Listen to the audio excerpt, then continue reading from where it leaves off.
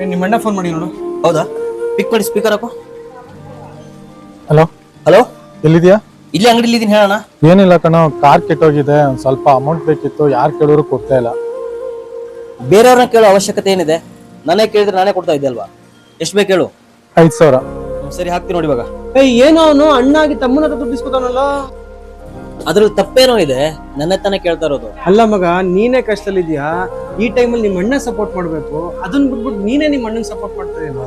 ಲೈ, ಎಲ್ಲಾದ್ರೂ ಬರ್ದಿದ್ಯಾನೋ ತಮ್ಮ ಅಣ್ಣಂಗೆ ಸಪೋರ್ಟ್ ಮಾಡಬಾರ್ದು ಅಂತ? ನಮ್ಮ ಅಣ್ಣನ್ ಜಾಬ್ ಹೋಗಿದೆ ಕಣೋ, ಅದಕ್ಕೆ ಕಷ್ಟದಲ್ಲಿದ್ದಾನೆ. ನಾನು ಕಷ್ಟದಲ್ಲಿದ್ದಾಗ ಅವ್ನ ನಂಗೆ ಎಷ್ಟು ಸಪೋರ್ಟ್ ಮಾಡಿದ್ದೇನೆ ಗೊತ್ತಾ? ಇವಾಗ ಒಬ್ಬ ತಮ್ಮ ಆಗಿ ನನ್ನ ಜವಾಬ್ದಾರಿ ಕಣೋ, ನಾನು ನಮ್ಮ ಅಣ್ಣನ ಜೊತೆ ನಿಂತ್ಕೋಬೇಕಾಗಿರೋದು. ಹಂಗಲ್ಲ ಕಣೋ.